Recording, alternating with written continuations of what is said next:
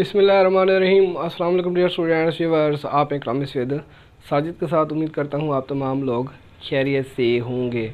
आज का question examination point of view से बहुत ज़्यादा अहम है। ये क्वेश्चन माइक्रो इकनॉमिक्स और मैथमेटिकल इकनॉमिक्स एग्ज़ाम में कई मरतबा आ चुका है। A monopolist produce two goods with demand function P1 is equal to 40 minus Q1। ये हमारे पास फर्स्ट डिमांड फंक्शन है जिसे हम इक्वेशन नंबर 1 कहते हैं। Q2 is equal to 60 minus 2Q की 2।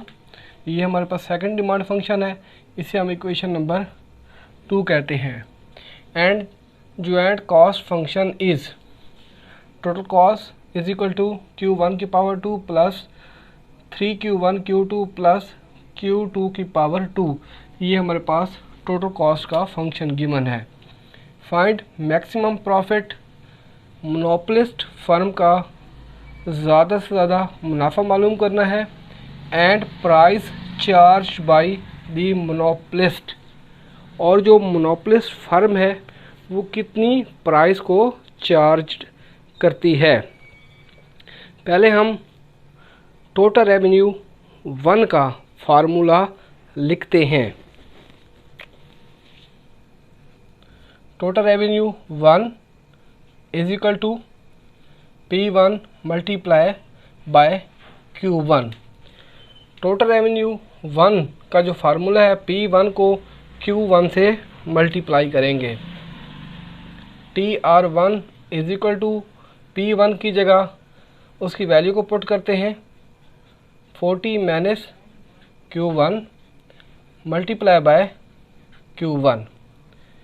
TR1 इज इक्वल टू 40 को Q1 से मल्टीप्लाई करते हैं 40 Q1 माइनस के Q1 को प्लस के Q1 से मल्टीप्लाई करते हैं, जमा नफ़ी नफ़ी, तो माइनस का आता है Q1 की पावर 2। ये हमारे पास TR1 का मतलब आंसर है। अब हम क्या करते हैं, टोटल रेवेन्यू 2 का पहले फार्मूला लिखते हैं, फिर इस क्वेश्चन को मज़ीद आगे सॉल्व करेंगे। TR2 is equal to P2 multiply by Q2। Total revenue 2 is equal to P2 की जगह उसकी वैल्यू को पुट करते हैं 60 माइनस 2Q2 मल्टीप्लाई करेंगे Q2 के साथ। Total revenue 2 is equal to 60 को Q2 से मल्टीप्लाई करते हैं तो आता है 60 Q2 माइनस के 2Q2 को प्लस के Q2 से मल्टीप्लाई करते हैं, जमा नफ़ी नफ़ी, तो माइनस का आता है 2Q2 की पावर 2। ये हमारे पास टोटल रेवेन्यू 2 का आंसर है। अब हम क्या करते हैं, टोटल रेवेन्यू का फार्मूला लिखते हैं। Total revenue is equal to TR1 plus TR2। Total revenue is equal to total revenue 1 की जगह उसकी वैल्यू को पुट करते हैं, ये वैल्यू यहाँ पे पुट करते हैं 40 Q1 माइनस Q1 की पावर 2 प्लस ये हमारे पास TR2 है। अब क्या करते हैं, TR2 की जगह उसकी वैल्यू को पुट करते हैं, यानी ये वाली वैल्यू यहाँ पे पुट कर देते हैं, प्लस का 60 Q2 माइनस का 2Q2 की पावर 2। अब हम मोनोपोलिस्ट फर्म का मैक्सिमम प्रॉफिट का जो फार्मूला है वो लिखते हैं। यहाँ पे लिखते हैं pi is equal to total revenue minus total cost. Total revenue में से टोटल कॉस्ट को लेस करेंगे तो हमें प्रॉफिट का फंक्शन मालूम हो जाता है। Pi is equal to total revenue की जगह ये जो वाली वैल्यूज़ हैं यहाँ पे पुट करते हैं 40 Q1 माइनस Q1 की power 2 plus 60Q2 minus 2Q2 की पावर 2, ये माइनस फार्मूले वाला। टोटल कॉस्ट की जगह वो जो टोटल कॉस्ट फंक्शन है इसकी जगह उसकी वैल्यू को पुट करते हैं, Q1 की power 2 plus 3Q1 Q2 plus का Q2 की पावर 2। एक दफ़ा फिर चेक कर लेते हैं, Q1 की power 2 plus 3Q1 Q2 plus Q2 की power 2, pi is equal to 40Q1 minus Q1 की power 2 plus 60Q2 minus 2Q2 की पावर 2। माइनस को अंदर मल्टीप्लाई करेंगे, जमा नफ़ी नफ़ी, तो माइनस का आता है Q1 की पावर 2, जमा नफ़ी नफ़ी, तो माइनस का आता है 3Q1 Q2, जमा नफ़ी नफ़ी, तो माइनस का आता है Q2 की पावर 2। मज़ीद सिंप्लीफाई करते हैं, pi is equal to 40Q1, यहाँ पे देखते हैं Q1 की कोई और वैल्यू है नहीं जी, यहाँ पे लिखेंगे 40Q1। अब माइनस Q1 की पावर 2 और यहाँ पर है एक और वैल्यू माइनस Q1 की पावर 2, इन दोनों को जमा करेंगे, अलामत माइनस की आएगी, माइनस 2Q1 की पावर 2। उसके बाद देखते हैं 60Q2, Q2 की कोई और वैल्यू नहीं है तो प्लस का आएगा 60Q2 माइनस का 2Q1 की पावर 2 और माइनस का Q2 की पावर 2, इन दोनों को जमा करेंगे, अलामत माइनस की आएगी, माइनस 2Q2 की पावर 2। अब नेक्स्ट देखते हैं, लास्ट वैल्यू हमारे पास minus 3Q1 Q2। Profit function में हमारे पास दो वेरिएबल्स मौजूद हैं, Q1 एंड Q2। अगर क्वेश्चन में दो वेरिएबल्स मौजूद हों तो पार्शियल डेरिवेटिव का इस्तेमाल करते हैं। पार्शियल डेरिवेटिव में जो सिंबल यूज़ करते हैं उसे हम करली कहते हैं। With respect to Q1 and with respect to Q2 derivative लेंगे। Pi 1 is equal to curly pi over curly Q1। Exam में इस तरह भी लिख सकते हैं, इस तरह भी लिख सकते हैं, is equal to curly with respect to curly Q1। With respect to Q1 derivative लेंगे, ये सारी स्टेटमेंट यहाँ पे लिखते हैं। 40Q1 माइनस का 2Q1 की पावर 2 प्लस का 60Q2 माइनस का 3Q2 की पावर 2 माइनस का 3Q1 Q2। Pi 1 is equal to Q1 का कोफिशिएंट क्या है 40, तो यहाँ पे 40 आ जाएगा। Q1 की पावर 2, यहाँ पे पावर रूल का इस्तेमाल करते हैं, 2 को Q1 के कोफिशिएंट से मल्टीप्लाई करेंगे और पावर में से 1 लेस करेंगे। 2 को माइनस के 2 से मल्टीप्लाई करते हैं तो माइनस का 4 आता है। Q1 2 माइनस का 1। Q2 60Q2 ये कांस्टेंट वैल्यू है, जो वैल्यू कांस्टेंट होती है वो 0 होती है। माइनस 3Q की पावर 2 ये कांस्टेंट वैल्यू है, जो वैल्यू कांस्टेंट होती है वो 0 होती है। Q का कोफिशिएंट क्या है माइनस का 3Q2, तो यहाँ पे आता है माइनस का 3Q2। Pi 1 is equal to 40 minus का 4Q1 माइनस का 3Q2 इज इक्वल टू 0। इसे इक्वेशन नंबर 3 कहते हैं। इस इक्वेशन को मज़ीद सिंप्लीफाई कर देते हैं ताकि इस क्वेश्चन को मज़ीद आगे सॉल्व कर सकें।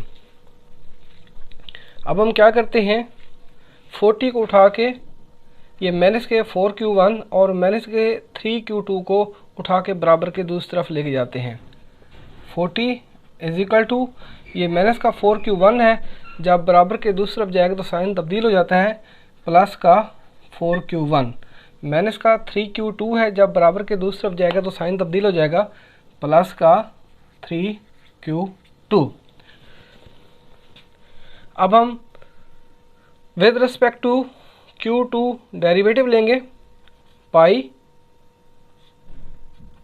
Double hash is equal to curly pi double hash over करली Q2। ये सारी स्टेटमेंट यहाँ पे लिखते हैं। 40 Q1 माइनस का 2 Q1 की पावर 2 प्लस का 60 Q2 माइनस का 3 Q2 की पावर 2 माइनस का 3 Q1 Q2 pi double dash is equal to with respect to Q2 का डेरिवेटिव लेंगे। 40 Q1 ये कांस्टेंट वैल्यू है, जो वैल्यू कांस्टेंट होती है वो ज़ीरो होती है। माइनस का 2 Q1 की पावर 2 ये कांस्टेंट वैल्यू है, जो वैल्यू कांस्टेंट होती है वो ज़ीरो होती है। Q2 का कोफिशिएंट क्या है 60, तो यहाँ पे 60 आता है। माइनस 3 Q2 की पावर 2, यहाँ पे पावर रूल का इस्तेमाल करेंगे। 2 को माइनस के 3 से मल्टीप्लाई करते हैं तो माइनस का 6 आता है। Q2 पावर में से 1 लेस कर देते होते हैं। Q2 का कोफिशिएंट क्या है माइनस का 3 Q1, तो यहाँ पे आएगा माइनस का 3 Q1। इस इक्वेशन को 0 के बराबर करते हैं और इसे इक्वेशन नंबर 4 करते हैं। इस इक्वेशन को मज़ीद सिंप्लीफाई करते हैं। माइनस के 6 Q2 को और माइनस के 3 Q1 को बराबर के दूसरी तरफ लेके जाते हैं। 60 इज इक्वल टू ये माइनस का 6 Q2 है, जब इसको उठा के बराबर के दूसरी तरफ लेके जाएंगे तो साइन तब्दील हो जाता है। प्लस का 6 Q2 माइनस का 3 Q1 है, जब बराबर के दूसरी तरफ जाएगा तो साइन तब्दील हो जाता है। प्लस का 3 Q1। इसको मज़ीद सिंप्लीफाई करते हैं। Q1 और Q2 को फाइंड करते हैं, यानी पहले क्वांटिटी को फाइंड करेंगे, उसके बाद प्राइस को फाइंड करेंगे, फिर सेकंड ऑर्डर हेसियन डिटर्मिनेंट को कंस्ट्रेट करेंगे यानी बनाएंगे। इसे इक्वेशन नंबर हम ये 3 है, चलें ये लिखते हैं दोबारा यहाँ पे। इक्वेशन नंबर 3 Q1 प्लस का 3 Q2 is equal to 40। 3 Q1 sorry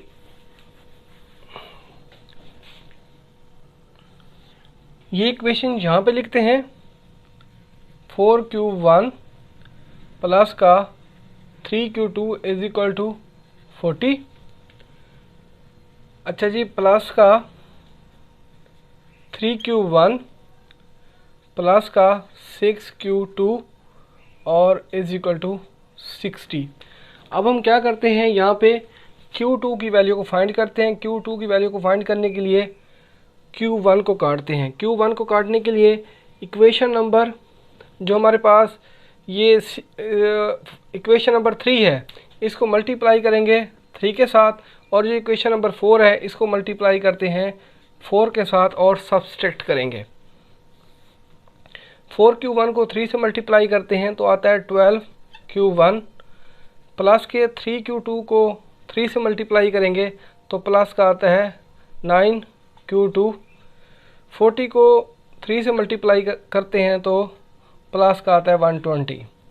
3 Q1 को 4 से मल्टीप्लाई करते हैं तो प्लस का आता है 12 Q1 प्लस के 6 Q2 को 4 से मल्टीप्लाई करते हैं तो प्लस का आता है हमारे पास 24 Q2 इज इक्वल टू 60 को 4 से मल्टीप्लाई करते हैं तो 240 आता है। सब्सट्रैक्ट का मतलब ये होता है जो नीचे वाली वैल्यूज़ हैं उनके साइन तब्दील हो जाते हैं। 12 Q1 ये प्लस का है तो नेगेटिव हो जाएगा। 24 Q2 ये प्लस का है तो नेगेटिव हो जाएगा, ये भी नेगेटिव हो जाएगा। प्लस का 4 Q1 और माइनस का 4 Q1 ये कट जाएगा। माइनस के 4 Q2 में से लेस करते हैं प्लस के 9 Q2 को, तो प्लस का आता है माइनस का आता है 15 Q2 is equal to minus के 240 में से प्लस के 120 को लेस करते हैं तो माइनस का आता है 120। ये माइनस से माइनस काट जाएगा। 15 Q2 is equal to 120, Q2 is equal to 120। 15 बट्टे के नीचे आ जाएगा divided by 15। Q2 is equal to 120 को 15 पे डिवाइड करते हैं तो हमारे पास 8 आता है। ये हमने Q2 की वैल्यू फाइंड किया 8। अब हम Q1 की वैल्यू को फाइंड करते हैं। Q1 की वैल्यू को फाइंड करने के लिए Q2 की वैल्यू को ये जो हमारे पास इक्वेशन नंबर 3 है जो हमने तरतीब दी है इसमें पुट कर देते हैं। यहाँ पे लिखते हैं 4Q1 ये वाली इक्वेशन प्लस का 3Q2 is equal to 40, 4Q1 plus का 3Q2, Q2 की जगह 8 को पुट करते हैं, 8 इज इक्वल टू 40, 4Q1 3 को 8 से मल्टीप्लाई करते हैं तो प्लस का आता है 24 is equal to 40, 4Q1 is equal to 40। ये प्लस का 24 है, जब बराबर के दूसरी तरफ जाता है तो साइन तब्दील हो जाता है माइनस का 24। 4Q1 इज इक्वल टू, अब हम क्या करते हैं 40 में से माइनस के 24 को लेस करते हैं तो हमारे पास आता है जी 16। Q1 is equal to 16 divided by 4। Q1 is equal to 16 को 4 पे डिवाइड करते हैं तो हमारे पास आता है 4, यानी Q1 का जो हमारे पास आंसर है 4 है। अब हम कंस्ट्रक्ट करते हैं सेकंड ऑर्डर हेसियन डिटर्मिनेंट। यहाँ पे लिखते हैं Hessian determinant is equal to pi 1 यानी जो प्रॉफिट का पहला डेरिवेटिव है with respect to Q1 derivative लेंगे, पाई 1/2 जो प्रॉफिट का पहला डेरिवेटिव है with respect to Q derivative लेंगे, पाई 2/1 प्रॉफिट का जो सेकंड डेरिवेटिव है उसका with respect to Q1 derivative लेंगे, पाई 2/2 प्रॉफिट का जो सेकंड ऑर्डर डेरिवेटिव है उसका with respect to Q derivative लेंगे। ये जो हमारे पास इक्वेशन गिवन है ये वाली। अब हम क्या करते हैं यहाँ पे सॉल्व करते हैं, पाई 1 is equal to curly with respect to curly, पाई 1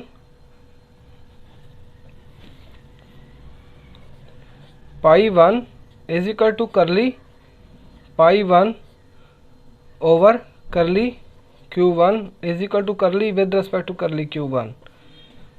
ये सारी स्टेटमेंट यहाँ पे पुट करते हैं, 40 माइनस का 4Q1 माइनस का 3Q2 pi 1 is equal to, तो Q1 का डेरिवेटिव लेते हैं तो माइनस का 4 आता है, ये माइनस का 4, ये 40 कांस्टेंट वैल्यू है, जो वैल्यू कांस्टेंट होती है वो 0 होती है, माइनस का 3Q2 ये कांस्टेंट वैल्यू है, जो वैल्यू कांस्टेंट होती है वो 0 होती है। अब हम डेरिवेटिव लेते हैं पाई 1/2, इसका मतलब ये होता है जो पहला डेरिवेटिव है with respect to Q derivative लेंगे is equal to curly pi 1/2 over करली Q2। एग्ज़ाम में इस तरह भी लिख सकते हैं, इस तरह भी लिख सकते हैं, is equal to curly with respect to करली Q2। ये वाली स्टेटमेंट यहाँ पे लिखते हैं, 40 माइनस का 4Q1 माइनस का 3Q2 pi 1/2 is equal to 40 constant value है, जो वैल्यू कांस्टेंट होती है वो 0 होती है, माइनस का 4Q1 ये कांस्टेंट वैल्यू है, जो वैल्यू कांस्टेंट होती है वो 0 होती है। Q2 का कोफिशिएंट क्या है माइनस का 3, तो माइनस का 3 आता है। अब हम डायरेक्ट कर लेते हैं, पाई 2/1 ये जो हमारे पास इक्वेशन नंबर 4 है इसका हम क्या करेंगे with respect to Q1 derivative लेंगे, पाई 2/1 ये जो सेकंड ऑर्डर डेरिवेटिव है इसका with respect to Q1 derivative लेंगे। 60 कांस्टेंट वैल्यू है, जो वैल्यू कांस्टेंट होती है वो 0 होती है, माइनस का 6Q2 ये कांस्टेंट वैल्यू है, जो वैल्यू कांस्टेंट होती है वो 0 होती है। Q1 का कोफिशिएंट क्या है माइनस का 3, तो इसका आंसर आता है माइनस का 3 पाई 2/1 ये वाला, यानी जो सेकंड ऑर्डर डेरिवेटिव है इसका with respect to Q derivative लेंगे, डायरेक्ट कर लेना है, लेकिन आप लोगों ने एग्ज़ाम में ये सारे स्टेप करने हैं। 60 कांस्टेंट वैल्यू है, जो वैल्यू कांस्टेंट होती है वो 0 होती है। Q2 का कोफिशिएंट क्या है माइनस का 6, तो यहाँ पे माइनस का 6 आ जाएगा। माइनस का 3Q1 ये कांस्टेंट वैल्यू है, जो वैल्यू कांस्टेंट होती है वो 0 होती है। अब हम इन तमाम वैल्यूज़ को फार्मूले के अंदर पुट करते हैं। हसियन determinant is equal to pi 1 का हमारे पास आंसर क्या है जी, माइनस का 4, तो यहाँ पे माइनस के 4 को पुट कर देते हैं। पाई 1 का हमारे पास आंसर क्या है जी, माइनस का 3, तो यहाँ पे माइनस के 3 को पुट कर देते हैं। पाई 1 का हमारे पास आंसर क्या है, माइनस का 3, तो यहाँ पे माइनस के 3 को पुट कर देते हैं। पाई 2 का हमारे पास आंसर क्या है, माइनस का 6, तो यहाँ पे माइनस के 6 को पुट कर देते हैं। Hessian determinant is equal to minus के 6 को माइनस के 4 से मल्टीप्लाई करते हैं, नफ़ी नफ़ी जमा, तो हमारे पास आता है 24 प्लस का। माइनस के 3 को माइनस के 3 से मल्टीप्लाई करते हैं, नफ़ी नफ़ी से जमा, दरमियान में फार्मूले वाला माइनस होता है, जमा नफ़ी नफ़ी, तो माइनस का आता है हमारे पास 9। Hessian determinant is equal to 24 में से 9 को लेस कर देते हैं, तो हमारे पास आता है जी 15 इज़ ग्रेटर देन टू 0। ठीक हो गया जी। इसके बाद अब हम प्राइसेस को फाइंड करते हैं, यानी Q1 और Q2 की वैल्यूज़ को इक्वेशन नंबर 1 और इक्वेशन नंबर 2 में पुट करते हैं।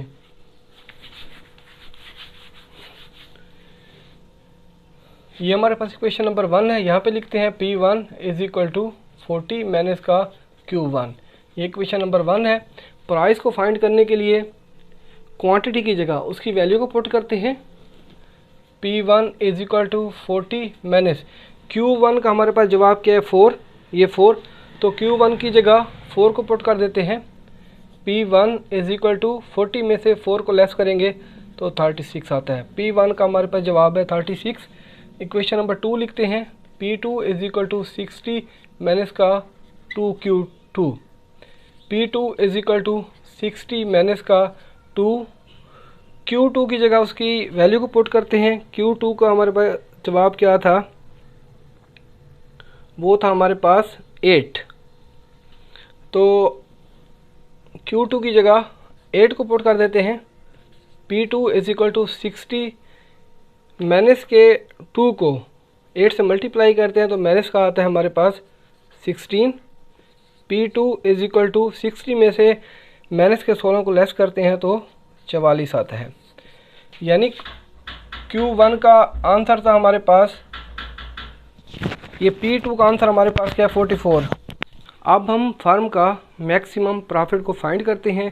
प्रॉफिट के फंक्शन में Q1 की जगह उसकी वैल्यू को पुट करेंगे और Q2 की जगह उसकी वैल्यू को पुट करेंगे। पाई इज इक्वल टू 40, Q1 का जो हमारे पास आंसर था 4 था, तो यहाँ पे 4 पुट कर देते हैं, माइनस का 2, Q1 की जगह 4 को पुट कर देते हैं, 4 का स्क्वायर प्लस का 60 Q2, Q2 की जगह 8 को पुट कर देते हैं, माइनस 3 Q2 का स्क्वायर, Q2 की जगह 8 को पुट कर देते हैं, यानी 8 का स्क्वायर माइनस 3, Q1 की जगह 4 को पुट कर देते हैं और Q2 की जगह 8 को पुट कर देते हैं। पाई इज इक्वल टू 4 को 40 से मल्टीप्लाई करते हैं, तो हमारे पास आता है 160 माइनस 4 का स्क्वायर लेंगे तो 16 आता है, 16 को माइनस के 2 से मल्टीप्लाई करते हैं तो माइनस का 32 आता है। 8 को 60 से मल्टीप्लाई करते हैं तो प्लस ये हमारे पास आ जाएगा 0, 480 माइनस 3, 8 का स्क्वायर लेते हैं तो 64 आता है। माइनस के 3 को 4 से मल्टीप्लाई करते हैं तो माइनस का 12 आता है, माइनस के 12 को 8 से मल्टीप्लाई करते हैं तो माइनस का आता है 96। Pi is equal to 160 minus का 32 प्लस का 480, माइनस का 3 को 64 से मल्टीप्लाई करते हैं, 12 1,